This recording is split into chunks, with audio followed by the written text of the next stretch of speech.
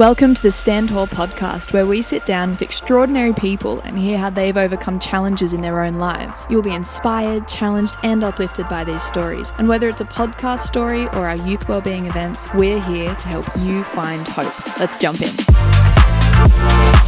Hi guys, it's Joni again, and we are still backstage at Stand Tall Canberra 2025. You can probably hear all the craziness around us, which is really exciting.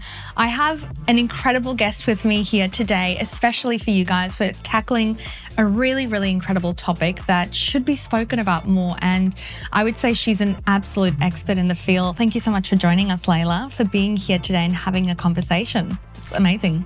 Thank you for having me, Joni. I feel privileged and honoured to be part of the Stand Tall Canberra 2025. Oh, thank you so much.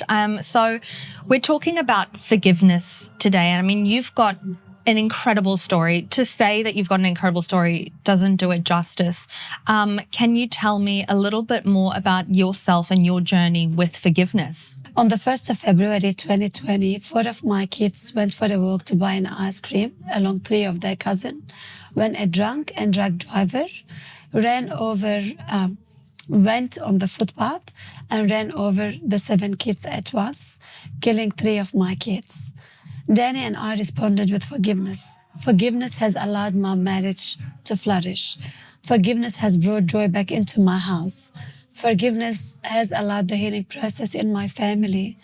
And forgiveness has allowed me to have 2 more kids after the accident. So I was blessed with baby Selena and baby Mary. If I haven't forgiven the driver, I don't think I would be present here today. No. Forgiveness is very essential in my household. 100%. And I think it's so... it's such an important topic and it's so applicable across the world. People need to forgive more. And, you know, I find that there's not a lot of forgiveness these days between people. Why do you think it's so important that people need to be able to forgive? Forgiveness gave my kids resilience as well. My son, Alex and Michael, they just got bullied and someone said to them, at least my brother is not dead like your brother. And my kids responded with forgiveness. And if you see them, they are strong, resilient kids. Mm-hmm. They didn't let the accident define them. Yeah. So forgiveness has allowed them to keep going in their life and not to be affected by anything that comes along. Yeah, I mean, it's crazy listening to you say that because it takes a lot. Forgiveness is not easy. You know, and it's not our first nature to forgive. How do you talk to people, encourage them and motivate them to decide to forgive? We need to understand what is forgiveness. Yeah. Forgiveness is not a feeling.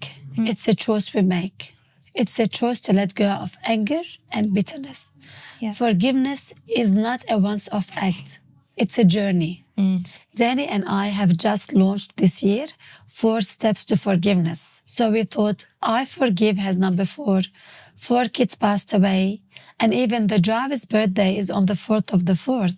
So number 4 is everywhere for us. Yeah. We just launched the 4 steps, and they start with the initial of our kids who passed away and their cousin Veronique. Step 1, A for Anthony. Acknowledge the pain and its impact. Reflect on what had happened and how it made you feel. Allow yourself to feel all these emotions. Step 2, A for Angelina. Accept what cannot be changed. Accepting does not mean excusing the other person's behavior, but understanding that the past cannot be rewritten. Step 3, S for Sienna. Surrender the pain to find peace. Surrendering is a sign of strength. Step 4, V for Veronique, voice your choice to forgive. And when you choose to forgive, does not mean confronting the other person. You can say it to yourself, I choose to forgive him. So there are 4 easy words: acknowledge, accept, surrender, and voice. Now I want to see if you can remember them, Jody. Okay, so we've got acknowledge what has happened, accept, surrender, and then voice your choice to forgive. This is perfect. Yeah, it's amazing. It just really, really follows because every single day you're faced with choices. And sometimes it's really, really hard to make that decision or to choose to forgive or to choose to move past.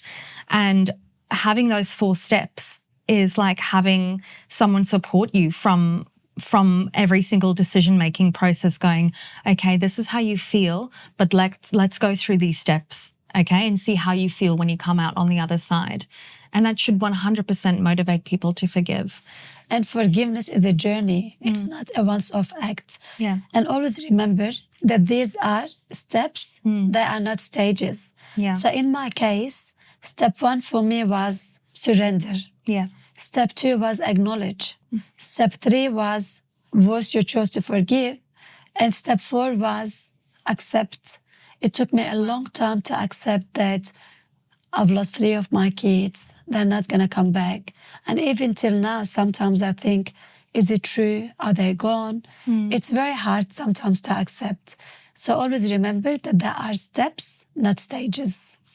That's crazy. Your story is so impactful and it's so raw, and it's an experience that I would never wish on anyone. And not only do you carry it with so much grace and love and kindness to then reorientate this story, what has happened to you, what your family stands for, and to push this message of forgiveness is incredible, and it's so humbling. And I think people should be so grateful that you choose to share it in such a beautiful way. And so you've got the I Forgive Day, which is that a day that you celebrate it once a year? How can people get involved? What does that look like? I Forgive is on the 1st of February of every year. Okay. It's a National Day of Forgiveness. So Danny and I chose to turn the day when the kids passed away into a day of forgiveness. Wow. The day of tragedy into a day of celebration. The day of pain and sorrow into a day of peace. And that day, we encourage every single person to start conversations about forgiveness. Yeah. The more we speak forgiveness, the more we can make a difference, and the more we become forgiving person. Yeah. And the more we practice forgiveness, the better we become at it, because you can't control what happened to you in life. You can only choose how you respond. And that's why Danny and I, we encourage the people on the 1st of February to be the initiative in forgiveness. Don't wait the other person to apologize or to say sorry. You forgive unconditionally. And more important, we need to forgive ourselves, because sometimes we can be very hard on ourselves. So it's a day where everybody is encouraged to talk about forgiveness within their school, their community, at work, and so we can make a difference. I think it's incredible that you mention it, because having the courage to forgive yourself sometimes is the most difficult thing to do, because you have to acknowledge what role you've played, where you are in your life, and the decisions that you made that led you to whichever circumstance you're in.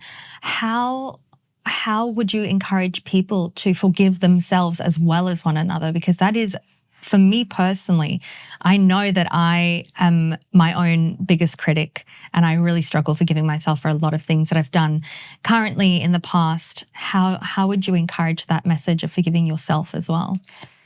A lot of forgiveness for me comes from my faith and my belief.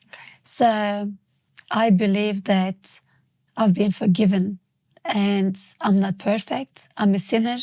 And as long as I'm living, I'm always going to make mistakes.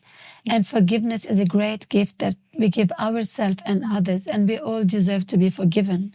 And if I'm going to struggle to forgive myself, then you would struggle to forgive others, because if you don't love yourself, who's going to love you? If you want to sell me a product that you don't believe in, you're going to struggle to sell it. Yeah. That's why once we can forgive ourselves, then we can forgive people who are around us. And forgiveness affects generations. So if we can demonstrate forgiveness to our kids, then our kids will end up forgiving, because forgiveness does affect our kids. Yeah. And forgiveness is by action, not by words. 100%. And you as a person, you're not the sum of the decisions of the people around you made and the previous generations made. when you choose to forgive now and set that example for future generation to come, the world will become kinder and more compassionate and more forgiving and more welcoming. And so that's such a wonderful message. Thank you so much for sharing. And I want just one final question. If you had one key message or one key motto to share with those that are joining in, that are listening to a story thinking, this is crazy that you have so much strength to push wonderful forgiveness despite what had happened to you, what would that message be? What would you say? Life can turn on any of us. My life has changed forever in a blink of an eye. Yeah.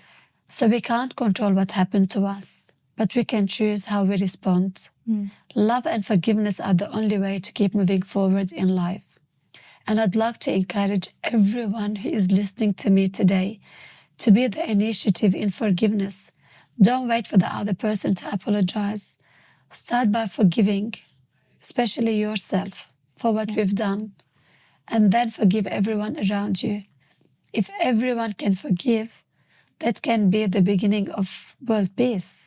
That's incredible. Thank you so much for sharing that. I mean, having this conversation with you was so incredibly impactful, even just for me listening to it, because I know that there's a lot of forgiveness that I can dole out for myself and for the people around me. And I'm very motivated to start making it a little bit of a kinder space just around myself as well. So thank you for joining me. I really, really appreciate it. And this isn't the end of your day today. You joined us this morning on stage. Thank you so much for this. And thank you for joining us on the podcast. It is truly, truly special to hear your side of how you live by forgiveness. So thank you. Thank you, Jody. Have a great day. And I'm so blessed to be in your presence today. You're a great woman with a great story. And we all learn from you. Your story is a sound of resilience, and I'm so happy that you're Thank you. A little nugget just holding in. He's here to get all of the information sorted out. You made my day. Honestly, this is the best part of my day. Thank you. And it's one of the best news I've heard. Congratulations. I'm so happy for you. Thanks for joining us on the Stand Tall podcast. We've loved having you. Follow and subscribe to stay up to date and to hear more stories like this one. We'd also love it if you could share this with your friends and family, because we know a little extra hope can go a long way. You can find out more, tell us what you think, and keep up with our Stand Tall events via our social media. Come say hi, and we'll see you on there.